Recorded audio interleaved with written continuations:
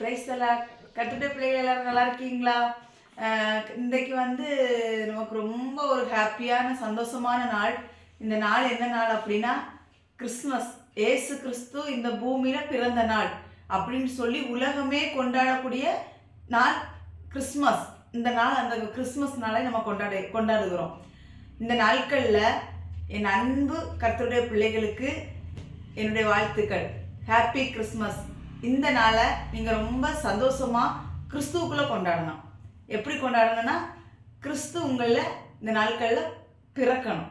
யார் யார் வாழ்க்கையில் கிறிஸ்து பிறக்கலையோ அவங்க வாழ்க்கையில் யார் பிறக்கணும்னா கிறிஸ்து பிறக்கணும். அந்த வாழ்த்துதலை நான் உங்களுக்கு சொல்லுகிறேன்.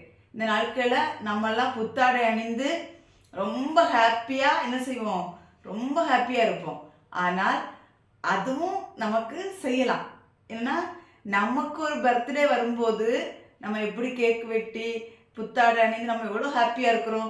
அதே மாதிரி ஏசு கிறிஸ்து பிறந்த நாட்களில் நம்ம ஹாப்பியாக இருக்கிறதுல தப்பு கிடையாது.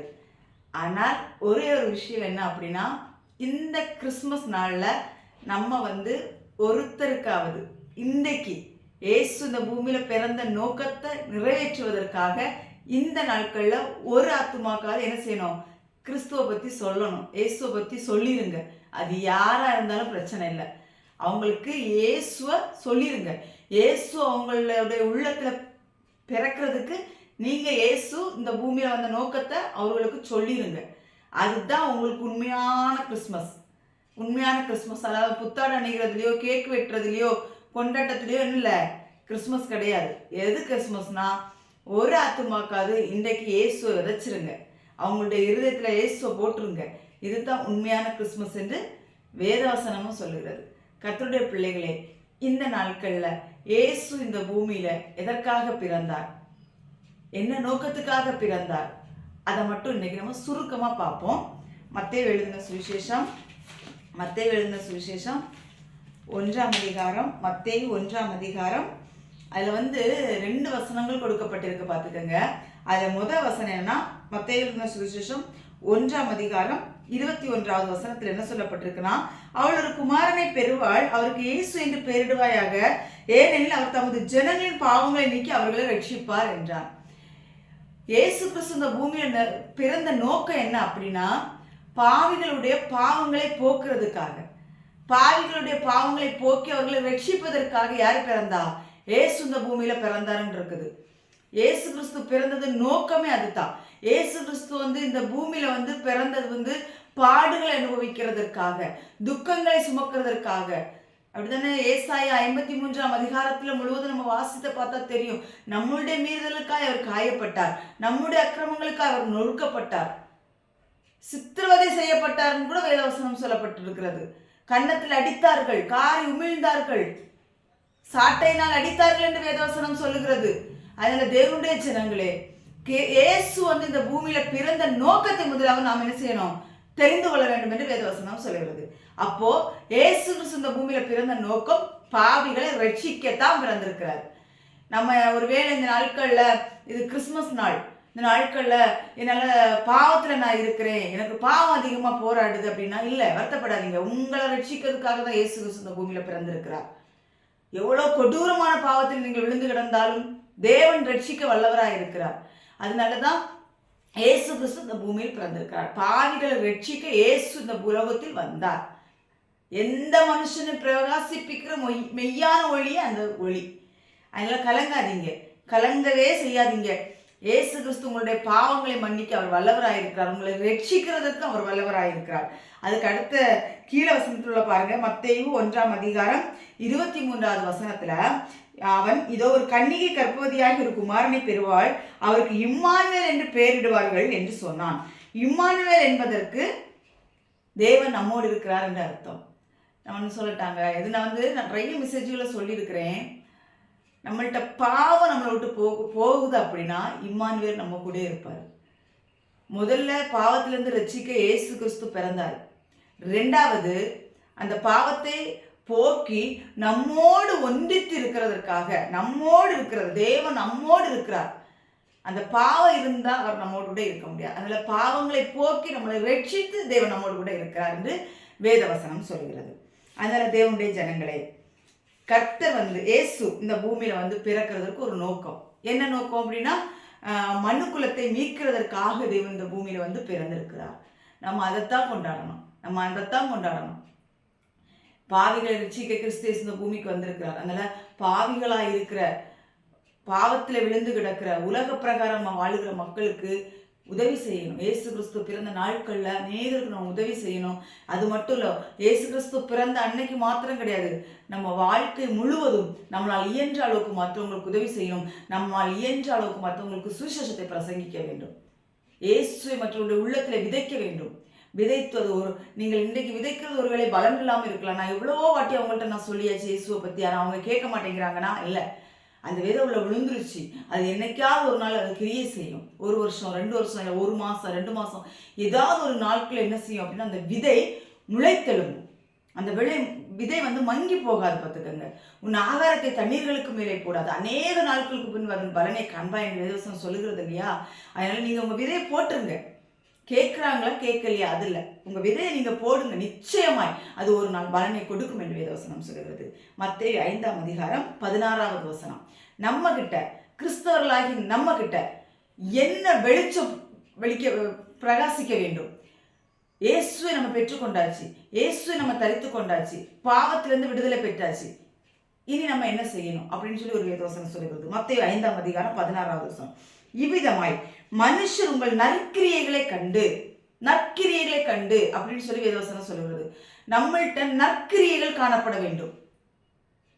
ஒரு ஏழை வந்து எனக்கு சாப்பாட்டுக்கு வழி இல்லைன்னு கேட்டா, நமக்கு இருக்கோ இல்லையோ கண்டிப்பா அவங்களுக்கு கொடுத்து உதவணும். நம்ம காரியத்தை அவர் பார்த்துக்குவார். அப்படித்தானே? நம்மளுடைய நற்கிரியைகளை பார்க்கிறார் ஆண்டவர். மனிதர்கள் பார்க்கிறாங்க. முதலாவது கர்த்தர் பார்க்கிறார். 2வது நம்மளை சுற்றி இருக்கிற மனிதர்கள் நம்ம எப்படி நற்கிரியைகள் செய்கிறோமா அப்படிங்கிறதை பார்க்கிறார்கள்.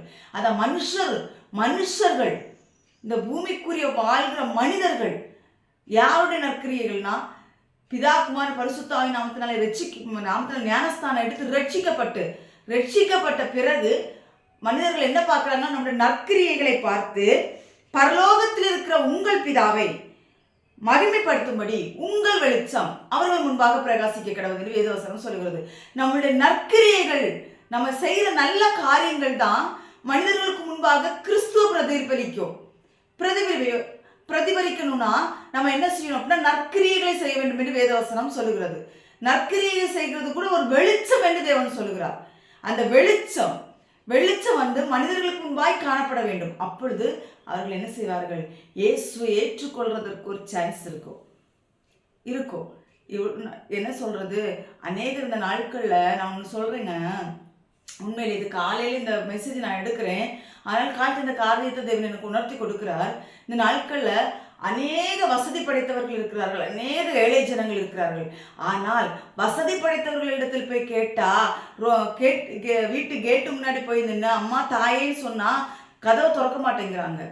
கதவை திறந்து அந்த ஏழைக்கு ஒரு வாய் சாப்பாடோ இல்லை ஒரு நேரத்துக்குள்ள சாப்பாட்டுக்குள்ள காசை கொடுக்க மாட்டேங்கிறாங்க. பணக்காரர்கள் என்ன செய்கிறார்கள்? நான் வீட்டை பூட்டி கொண்டு வீட்டுக்குள்ள இருக்கிறார்கள். நீங்கள் அறியாமல் தேவதூதரை உபசரித்தது உண்டு என்று வேதவசனம் சொல்லுகிறது. அதனால ஏழைகள் வருவார்கள், ஒரு வாய் சாப்பாடு அவங்களுக்கு போட்டுருங்க. அவங்க யாரா இருக்கட்டும் போட்டுருங்க. சாப்பாடு இல்லையே, எங்களுக்கு சாப்பாடு கொடுங்கன்னு கேட்குறாங்களா, அவங்களுக்கு இல்லைன்னு சொல்லாதீங்க. பசியா இருந்தேன், எனக்கு நீங்களா போஜனம் கொடுத்தீர்களா என்று தேவன் கேட்கிறார். அதனால யார் வாசல்படியில் வந்து கதவை தட்டினாலும் உங்களால் முடிந்த உதவியை செய்யுங்கள். அது உங்களுடைய நற்கிரியை என்று தேவன் சொல்லுகிறார். அது உங்கள் நற்கிரியை, நீங்கள் செய்கிற நற்கிரியை என்று தேவன் சொல்லுகிறார். அதனால தேவனுடைய ஜனங்களே, கர்த்தருடைய பிள்ளைகளே, நீங்கள் வந்து மனசோர்வடையாதபடிக்கு யார் வந்து எந்த ஒரு ஏழை ஜனம் எந்த ஒரு ஹெல்ப் கேட்டாலும் நீங்க செய்யுங்க.